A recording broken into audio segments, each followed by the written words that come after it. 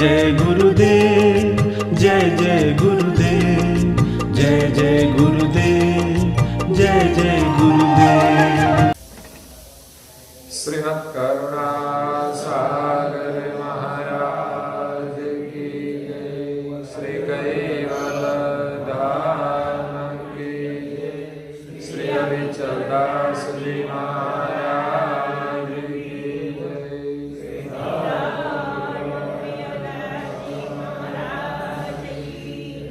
सत्य साहिब, सत्य साहिब, सत्य साहिब। परम गुरु श्रीमद करुणा सागर महाराज श्री रचित पंचम स्वसंवेद यानी पंचम सूक्ष्म वेद निजपति परम प्रभाव स्कंद है चौथा और चौपाई नंबर है 68।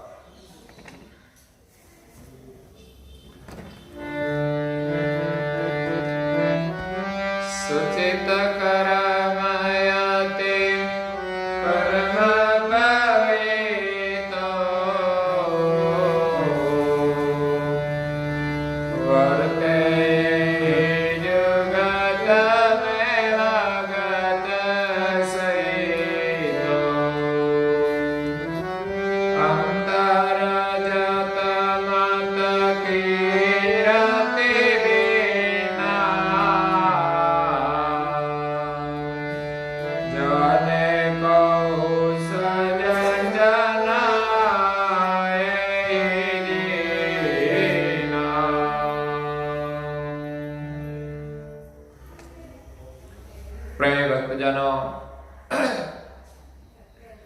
ज्ञान संप्रदाय के आद्य स्थापक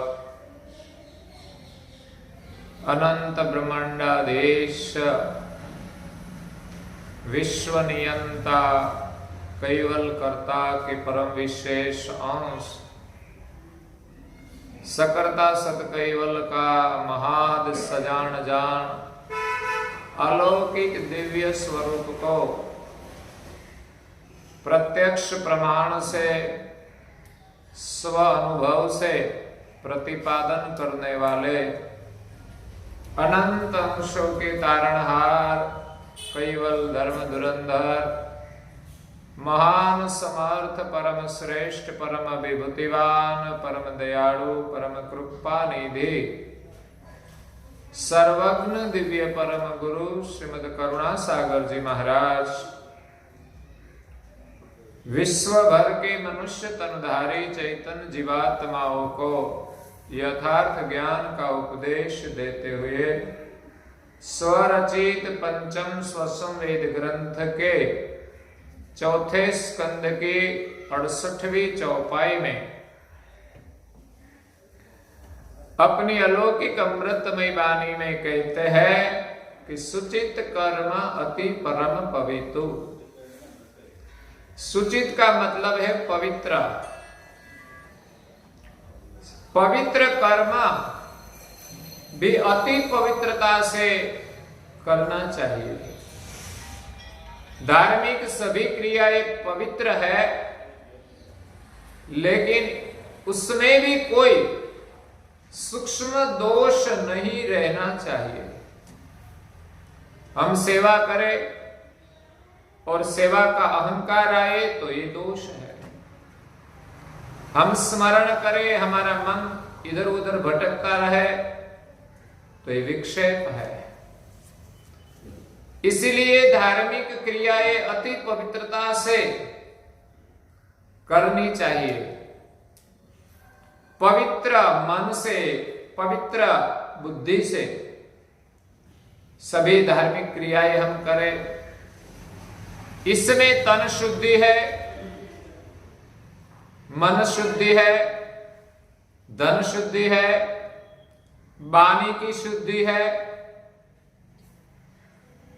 और आगे आते हैं हृदय की शुद्धि, जो कि हृदय की शुद्धि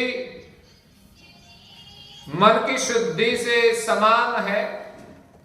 लेकिन मन की शुद्धि, मन की जो संचलता है,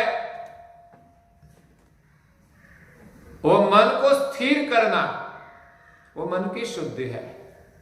तो स्मरण से मन की शुद्धि होती है। यहां हृदय की शुद्धि, कि हमारी वृत्ति शुद्ध हो, हमारा हृदय शुद्ध हो। हृदय शुद्ध हो जाए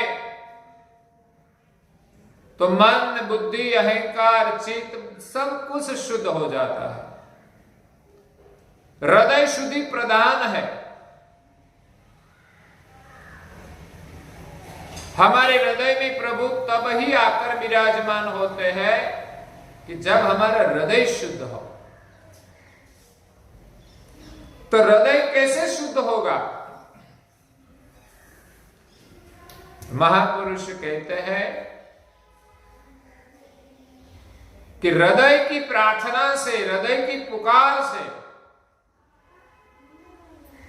अंतर की आरत से हमारा हृदय शुद्ध होता है। आगे मैंने एक प्रसंग कहा था कहलसम और जतनबाई का, जिसने प्रभु प्राप्ति के लिए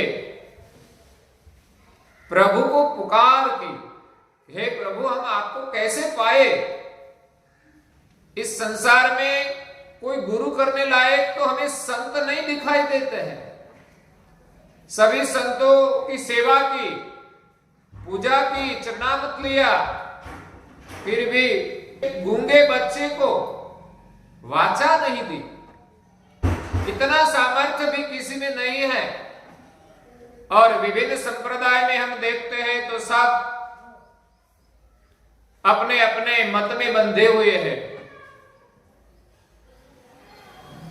एक दूसरे के प्रति राग द्वेष रहता है, अहम रहता है, इसलिए निजानंद लक्ष्य की प्राप्ति नहीं हुई। तब परम गुरु ने उनकी पुकार सुनी कि दोनों दंपति सच्चे भक्त है, इसलिए मुझे जाना पड़ेगा, उनका काम करना पड़ेगा। तो परम गुरु गए उनके घर पे, उनके गूंगे बच्चे के सिर पर हाथ रखा और बोलने लगा। उतना ही नहीं, बोलते तो कई लड़के होते हैं, लेकिन वो बिना पढ़े, बिना शास्त्र पढ़े ज्ञान का उच्चारण करे। तो ये तो कोई साधारण साधु संत से भी नहीं हो सकता। ये तो सर्वज्ञ गति के परम गुरु है, महाज सजान जान गति के है, इसीलिए उनकी करुणा से सब कुछ हो सकता है। तो हृदय की शुद्धि प्रार्थना से होती है।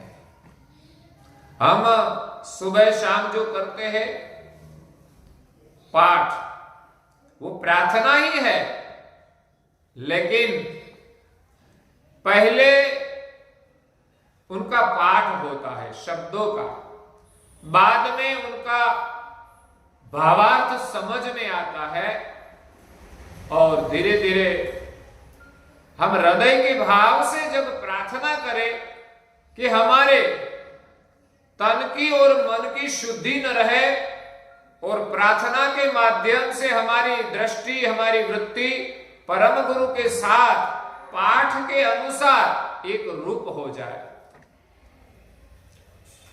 ये हृदय की प्रार्थना है। ऐसी प्रार्थना से हृदय की शुद्धि होती है। एक कुर्मदास नाम का लड़का महाराष्ट्र में हो गया। वो कुर्मदास नाम का लड़का, वहां जो मंदिर है पांडुरंग का, वहां जाने के लिए उसने संकल्प किया गुरु पूर्णिमा के दिन। वो कुर्मदास पैर से अपंग था,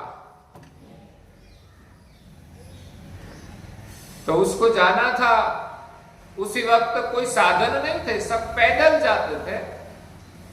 तो वो भी चलता तो था, लेकिन पंगु जैसे चले, धीरे धीरे धीरे अपने हाथ से धक्का लगा के चलता था। तो वो जो अपने पास दृढ़ मनोबल है, तो अपना शरीर अपंग होते हुए भी हम सब कुछ कर सकते हैं। ऐसे कहीं लोगों को हम देखते भी हैं। एक लड़की आज एरोप्लेन चलाती है जो हाथ से अपंग है, तो पैरों की मदद से काम करती है। जब दृढ़ मनोबल होता है तो हमारा शरीर कार्य के लायक नहीं होते हुए भी वो काम करने में सक्षम हो जाते हैं। तो प्रभु प्राप्ति के लिए तो हमारे पास सब कुछ है, फिर भी हम पीछे हट कर देते हैं कि मुझसे नहीं होगा। किसी भी परिस्थिति में हमारा मनोबल कम नहीं होना चाहिए, चाहे असंभव लगे तो भी। तो कुर्मदास चलने लगे पैदल यात्रा। वो अपंग थे, इसीलिए रास्ते में खाना तो मिल जाता था। आज भी लोग पैदल जाते हैं तो रास्ते में खाना तो सब लोग देते हैं। इसी प्रकार वो चलने लगा। 3-4 महीने बीत गए, तब वो मंदिर के नजदीक के गांव, जो वहां से 15 किलोमीटर दूर था, वहां लहुल गांव पहुंचे। सिर्फ एक दिन बाकी था कार्तिक शुद्ध पूर्णिमा का। उनको वो पूर्णिमा के दिन जो वहां मेला लगता है, उस दिन दर्शन के लिए जाना था। लेकिन वो हर दिन 3-4 किलोमीटर चलता था। अब तो एक दिन में 15 किलोमीटर बाकी है, संभव नहीं था। तो लहुल गांव से अंतर से प्रभु को प्रार्थना की। और एक जो चलकर जाते थे, जो पैर थे, वो तो झड़प से चल के जाते थे।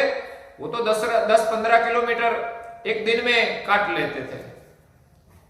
तो उनको एक चिट्ठी लिख कर दिया। वो चिट्ठी भी, वो तो अनपढ़ थे, लेकिन जो पढ़े हुए थे उनके पास लिखवा दी कि प्रभु के चरणों में चिट्ठी रख देना। और कहा था कि प्रभु आप तो सर्वज्ञ है, आप तो जानते हैं मेरी हालत क्या है। मेरा संकल्प है कि कल मुझे आपका दर्शन करना है। सोचिए उनकी भावना कैसी थी। उनके पैर नहीं थे, वो 4 महीने से चलकर आता था, वो कैसी भावना होगी। और आज एक दिन बाकी रहा है और 15 किलोमीटर बाकी था।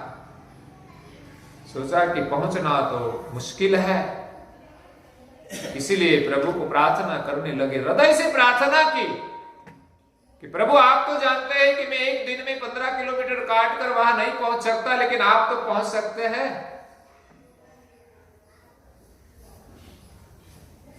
तो वो जो रास्ते में चलकर जाते थे पैदल यात्री, उनके साथ चिट्ठी गई। और जब यहां से प्रार्थना गई और वहां चिट्ठी पहुंची, तब वहां के जो इष्ट थे, विठल कहते हैं, उसने प्रार्थना सुनी। फिक्स से उनकी गति से वो वहां आकर प्रकट होकर कुर्मदास को दर्शन दिया। ऐसी तो मूर्ति के रूप में स्थापना की है, वही देव ब्रह्मांड में तो है, वहां से आकर सब कुछ कर सकते हैं। उनको अधिकार है विशेष अंश का। हम यहां परम गुरु विराजमान है तो यहां प्रार्थना करें, लेकिन प्रार्थना तो वहां तक पहुंच सकती है।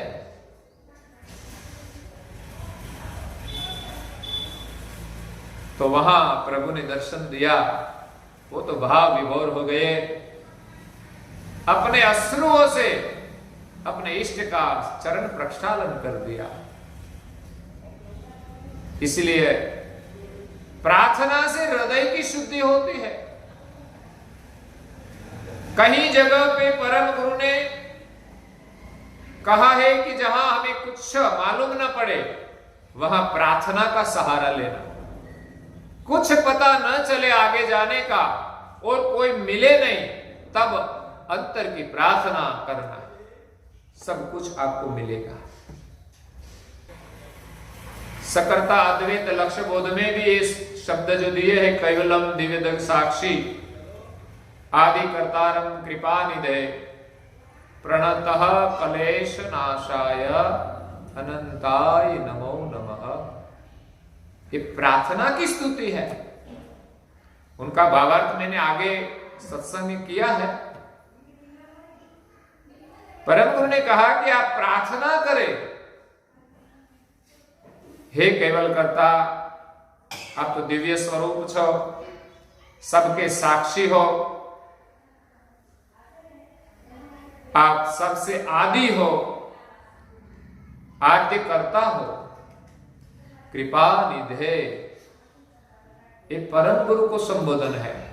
कैवल और परम गुरु दोनों को संबोधन हम करते हैं प्रार्थना का, क्योंकि हमारी प्रार्थना कैवल तक परम गुरु जी के माध्यम से पहुंचते हैं, परम गुरु की गति से ही पहुंचते हैं।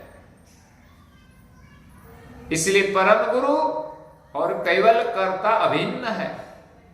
कैवल कर्ता और हमारे बीच में जो गति है वही परम गुरु है। इसीलिए प्रार्थना परम गुरु के चरण में करते हैं। प्रणत कलेश नासाय, उनके शरणों में ऐसा प्रणाम करें कि सब कुछ हम समर्पित कर दें, हम उनका हो जाए, तो हमारे सभी कलेशों का नाश होता है। आप तो सब कलेश को दूर करने वाले हैं। प्रणत कलेश नाशाय अनंताय नमो नमः।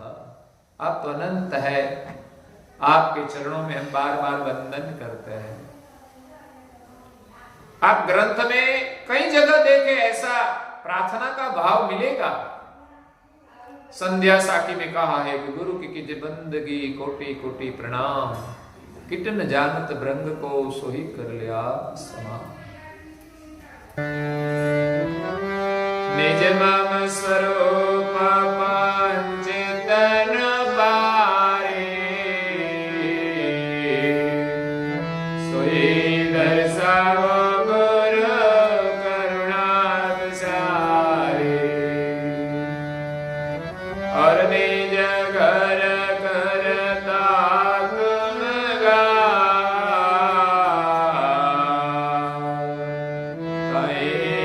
लखवाओ जाए से हमारा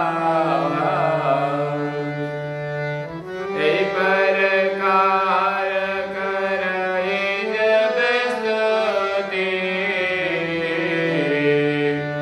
गुरुपद प्रेम धराई मजबूती। जय गुरु जपई अगम गम दाता, दई सर्वलक्ष करई सुख सागर। ये स्तुति, ये प्रार्थना की चौपाया पंचम स्वसवेद ग्रंथ की ही है। सॉरी कि मेरा स्वरूप पंच शरीर के पर है, लेकिन हमारी समझ में नहीं आता। इसलिए हे परम गुरु, हम आपके शरण में प्रार्थना करते हैं कि निज मम स्वरूप पंच तनुपारी, सोई दर्शाओ गुरु करुणा पसारी। आप हमारे पर कृपा करें, आपकी करुणा से ही हमें अपने स्वरूप की प्राप्ति होगी।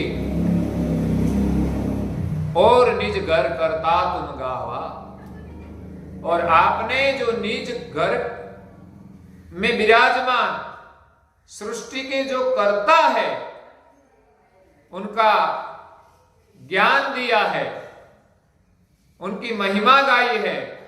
और निज घर, हमारे निज घर का जो ज्ञान लेकर आए हैं, निज घर करता तुम गावा, निज कर्ता का आपने जो स्थापन किया है, सोई दर्शाओ गुरु करुणा पसारी।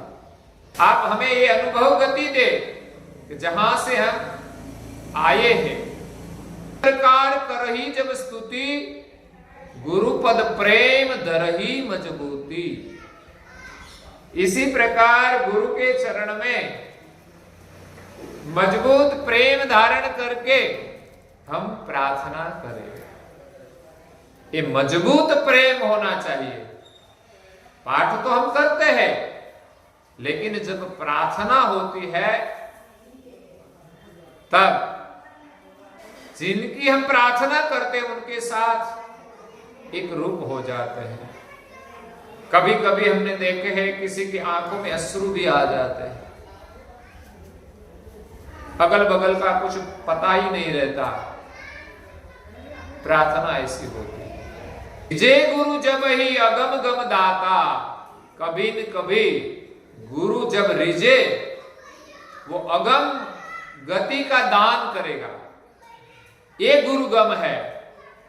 उनकी आज्ञा अनुसार हम प्रार्थना करें, उपासना करें, जीवन जिए। लेकिन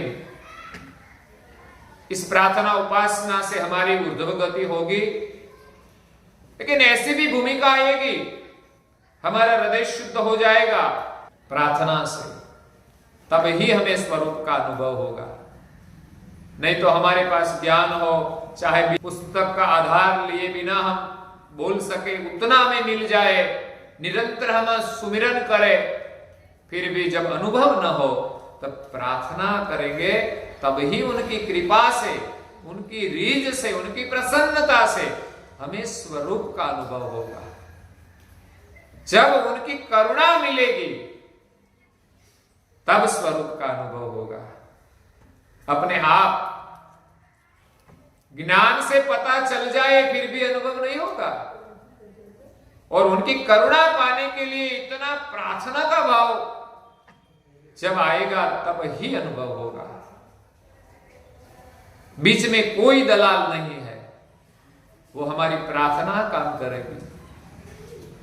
यहां गुरु है, वो मार्गदर्शक है, परम गुरु के गुणगान करते हैं, उनकी समझ देते हैं। इस ज्ञान के अनुसार हम चलेंगे, बाद में हमें प्रार्थना करनी पड़ेगी। तो सुबह शाम होती है वो भी प्रार्थना ही है, लेकिन प्रारंभ में हम पाठ करते हैं। जब वो प्रार्थना बनेगी तब हमारा काम हो जाएगा।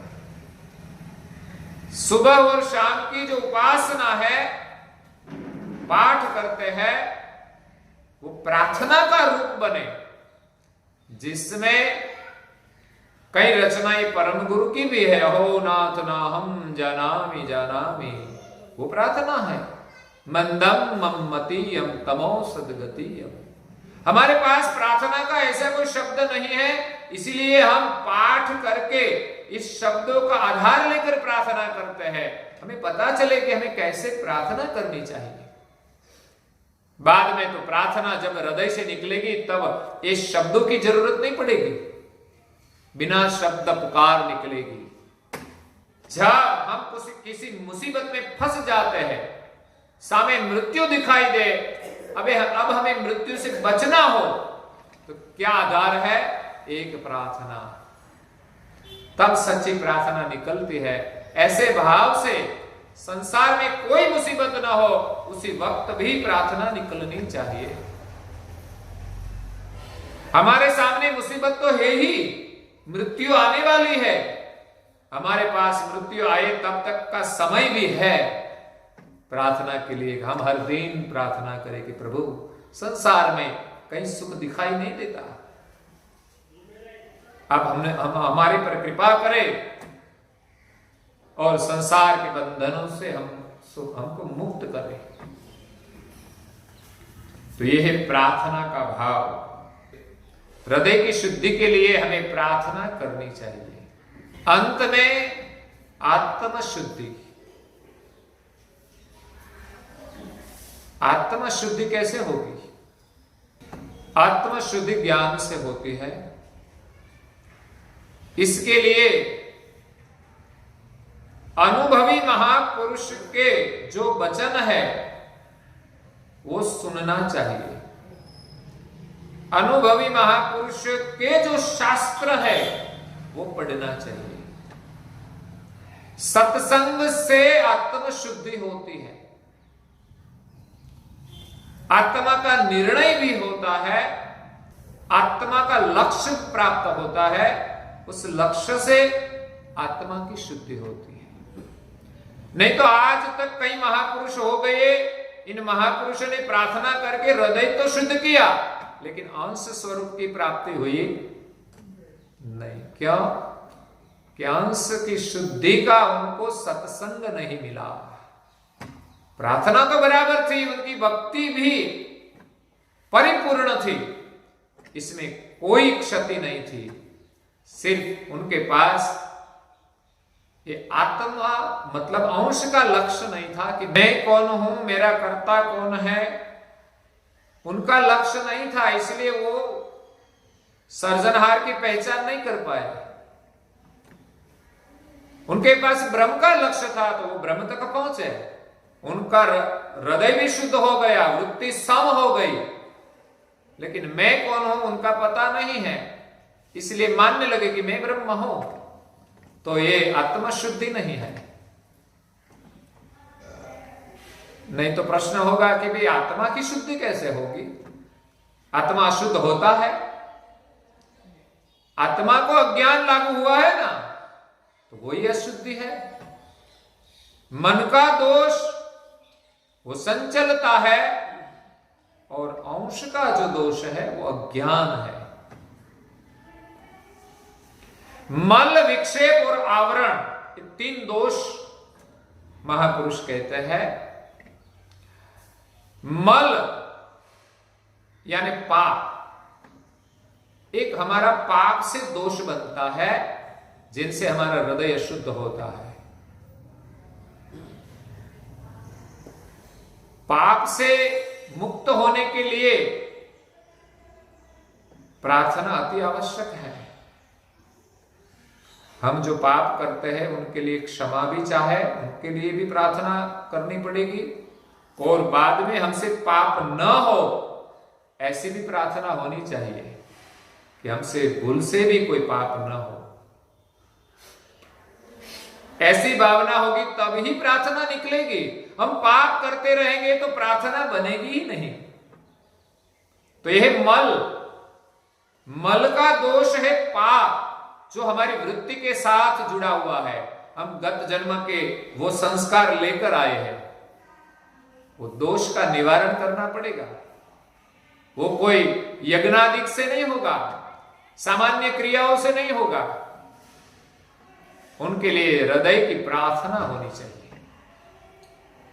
मल के बाद विक्षेप, जो मन का दोष है, संचलता, विक्षेप। तो मन की शुद्धि सुमिरन से होती है। हम नियम से बार बार सुमिरन करें तो हमारा मन उनके साथ एक रूप होगा। हम जिनका सुमिरन करते हैं बाद में मन उनका ही स्मरण करता है। हम जो जो क्रिया करते हैं, पाठ करते हैं, बाद में निवृत्ति में मन उनका सुमिरन करता है। मन का यही धर्म है कि जैसा क्रिया से संस्कार मिले वैसा सुमिरन करना। तो हम अच्छी क्रियाएं करें, पाठ करें, क्रियात्मक सुमिरन करें, जैसे भजन कीर्तन हो, प्रार्थना का पाठ हो, वो सब मन के लिए है। मल, विक्षेप और तीसरा है आवरण। मल दूर हो गया, विक्षेप भी दूर हो गया, लेकिन आवरण होगा, अज्ञान का पर्दा है। महापुरुषों में मल नहीं था, पाप नहीं था, उनका मन भी संचल नहीं था, सिर्फ छोटा सा आवरण था कि मैं ब्रह्म हूं,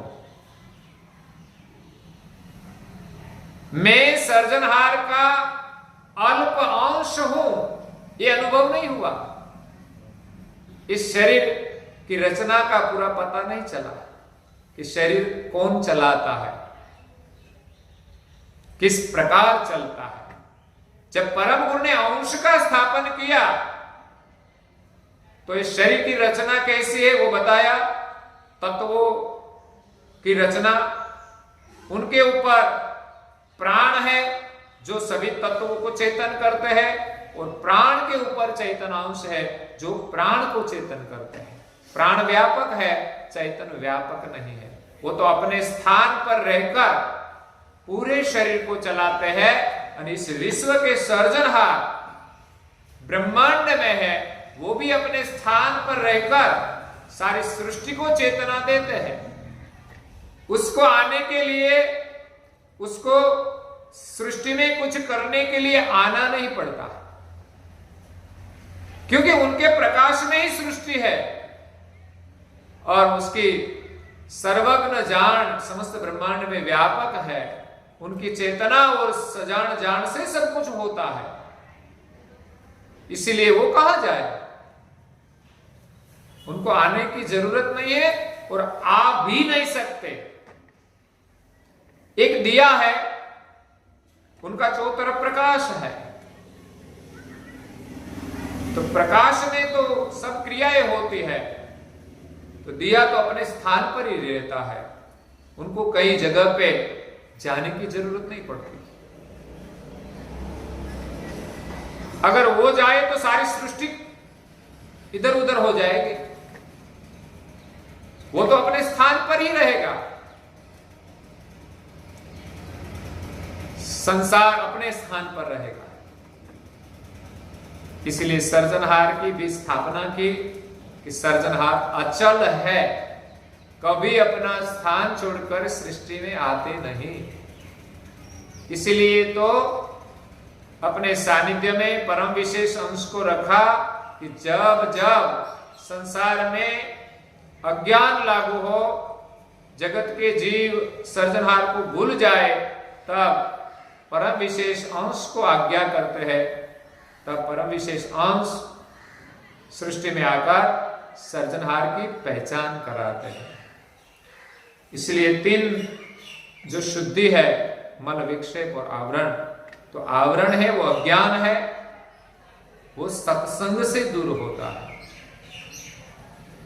भक्तों में भक्ति तो है, सगुण में भी भक्ति है, लेकिन मैं कौन हूं, मेरा कर्ता कौन है, मैं कहां से आया हूं और मुझे कहां जाना है, उनका अज्ञान ऐसे सैद्धांतिक ज्ञान से दूर होगा।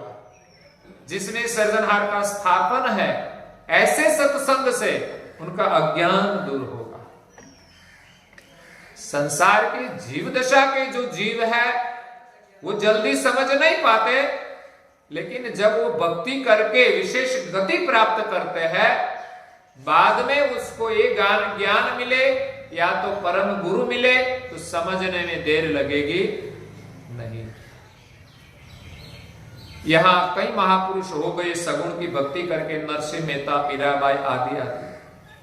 वो कहां गए? वैकुंठ में गए। जब परम गुरु वैकुंठ में आए, तब परम गुरु जी ने ज्ञान दिया। ज्ञान सुनते ही समझ में आ गया, क्योंकि वो भक्ति से परिपूर्ण थे, उनके पास दृष्टि थी। और आज उनके पीछे जो चलने वाली परंपराएं हैं, उनके पास गति नहीं है उनके जैसी, इसलिए वो समझ नहीं पाते। वो संप्रदाय में बंधे हुए हैं, मत पंथ में बंधे हुए हैं, उसमें पकड़ है, इसीलिए वो समझ नहीं पाते। लेकिन वो महापुरुष जो वैकुंठ में पहुंचे, उसने जो भक्ति की, उसने संसार की पकड़ छोड़ दी, इसलिए वो परम गुरु जी को पहचान पाए। तो यहां आत्मा की शुद्धि ज्ञान से होती है, सत्संग से होती है। इसीलिए ग्रंथों का अध्ययन करना बहुत जरूरी है। परम गुरु की जो वाणी है, वही परम गुरु का स्वरूप है। परम गुरु जी ने दिव्य देह धारण करके क्या किया? सभी को ज्ञान दिया। वही ज्ञान ग्रंथों में है। परम गुरु विद्यमान थे, तभी सब कोई हाजिर थे, तो समझ में नहीं आता तो पूछ लेते। इसी प्रकार आज परम गुरु का ये वचन है, वो समझ न आए तो जिनके पास ग्रंथों का अभ्यास है, सत्संग का अभ्यास है, उनके पास से समझ लेते हैं। तो ये परंपरा चल रही है। ये परम गुरु का जो वचन है वही परम गुरु का स्वरूप है। परम गुरु को पाने के लिए हमें परम गुरु का ज्ञान का सत्संग करना पड़ेगा। हमारी समझ में जो आए, जितना आए, वैसा हम श्रद्धा से करें। प्रेरणा करने वाला तो परम गुरु ही है। उनके वचन है, उनको समझ प्राप्त करने की भी कृपा वो करेंगे। इसीलिए परम गुरु को हम प्रार्थना करें कि रिजे गुरु जब ही अगम गम दाता, दे सर्व लक्ष्य कर ही सुख साता। सभी प्रकार के सुख के वो दाता है। हम श्रद्धा से प्रार्थना करते रहेंगे तो कभी न कभी उनकी करुणा होगी। हमारे हृदय में जो अंधकार है वो दूर हो जाएगा और अनुभव का प्रकाश होगा। एक प्रकाश होता है सिर्फ ज्ञान की समझ का और दूसरा होता है उसके अनुभव का। अनुभव का जब प्रकाश होगा तब ये ग्रंथ के आधार की भी जरूरत नहीं पड़ेगी। तो यहां परम गुरु जी ने सुचित कर्म पवित्रता से करने को कहा। इसी प्रकार संसार में रहकर भक्ति करना है, उसके लिए कहते हैं कि पवित्र कर्म अति पवित्रता से करे, अंतर जतमत की रति ही भीना। अंतर से